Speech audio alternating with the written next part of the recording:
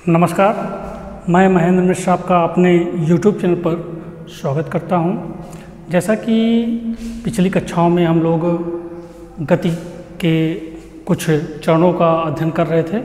हम लोगों ने पिछली कक्षाओं में विराम अवस्था यानी स्टैटिक पोजीशन, गति अवस्था यानी काइनेटिक पोजीशन, दूरी और विस्थापन, वेग और चाल यानी चाल और वेग यानी स्पीड एंड वेलोसिटी और त्वरण, इतना हम लोग पिछली कक्षा में अध्ययन कर चुके थे। आज हम लोग गति से संबंधित और कुछ परिभाषाओं का अध्ययन करेंगे। तो आप लोग कॉपी और पेन लेकर के तैयार हो जाएं, साथ साथ नोट्स बनाते रहें। कोई समस्या हो तो YouTube चैनल पर कमेंट के माध्यम से अवश्य उसे हल कर लें। आइए शुरू करते हैं। आज हम लोग पढ़ेंगे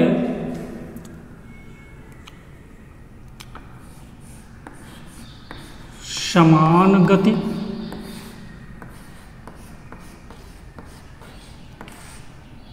और असमान गति।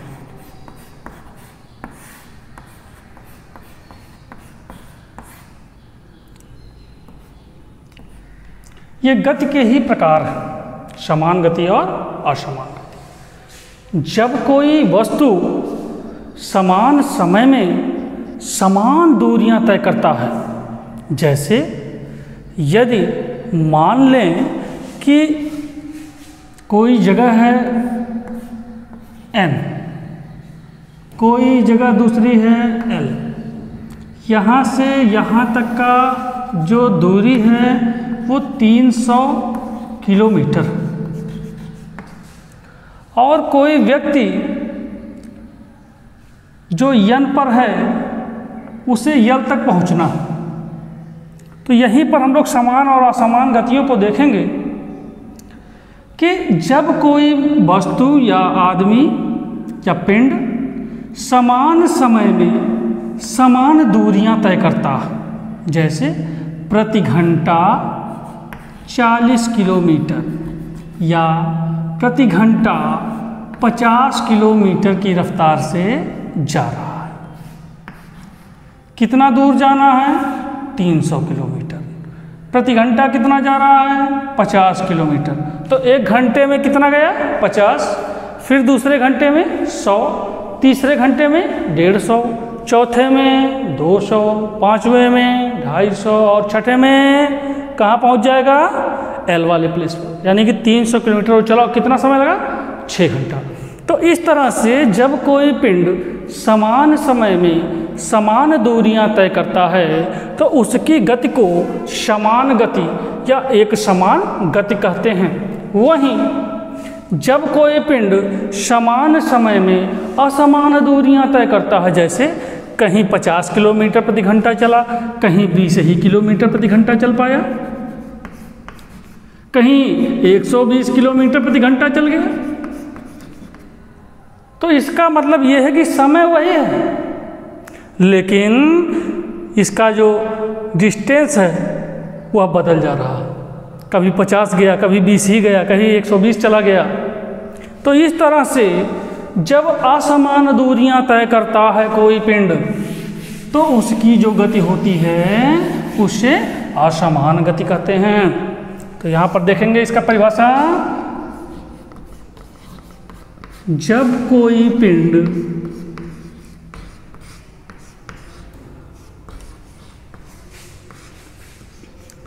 समान समय में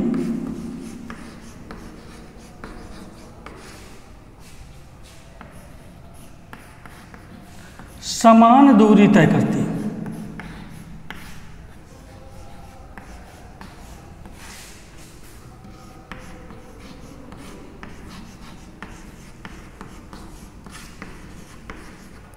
तो पिंड की गति क्या कहलाएगी? समान गति में है।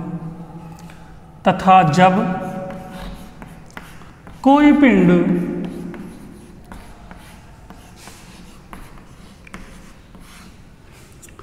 समान समय में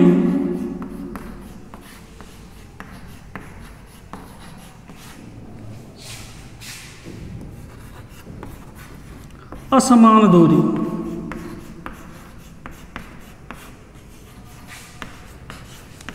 तय करती है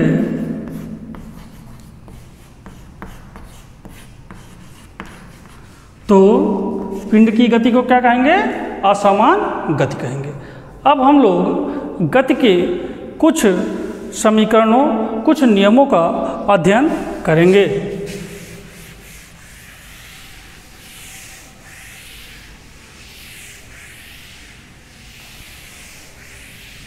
इससे पहले कि हम लोग गति विषयक नियमों का अध्ययन करना प्रारंभ करें, एक विशेष प्रकार की गति और होती है जिसे कहते हैं सरल रेखीय गति।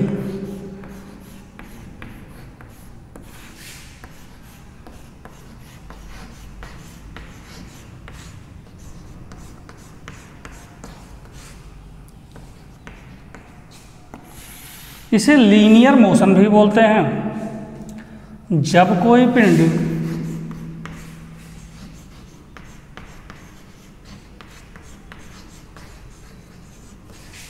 एक सीधी रेखा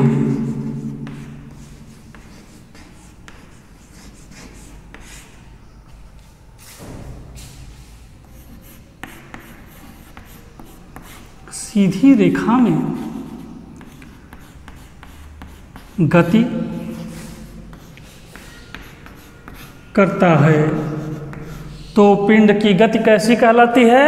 सरल रेखीय गति कहलाती है। तो पिंड की गति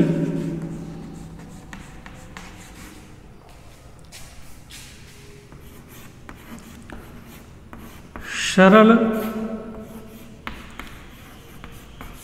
रेखीय गति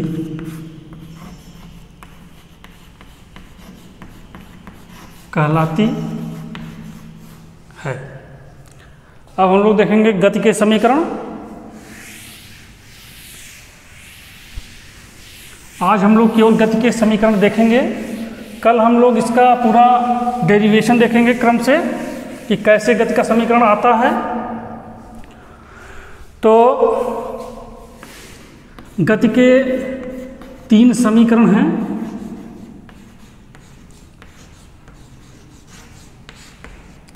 पहला है v बराबर u प्लस ए टी। दूसरा समीकरण है s बराबर U T plus half A T का स्क्वायर। और तीसरा है v स्क्वायर बराबर यू स्क्वायर प्लस 2as। ये 3 समीकरण हैं जहाँ पर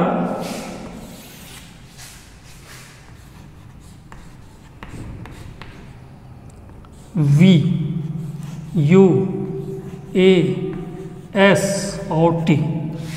v क्या है? अंतिम वेग।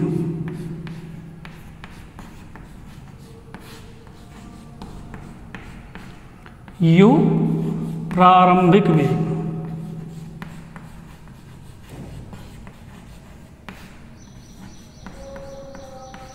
a त्वरण है यानी कि एक्सेलरेशन है, s डिस्टेंस है और t समय।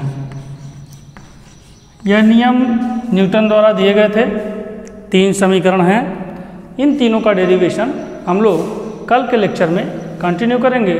अगर आपको मेरा वीडियो पसंद आया है तो इसे ज़्यादा से ज़्यादा शेयर करें, सब्सक्राइब करें। आज के लिए इतना ही। धन्यवाद।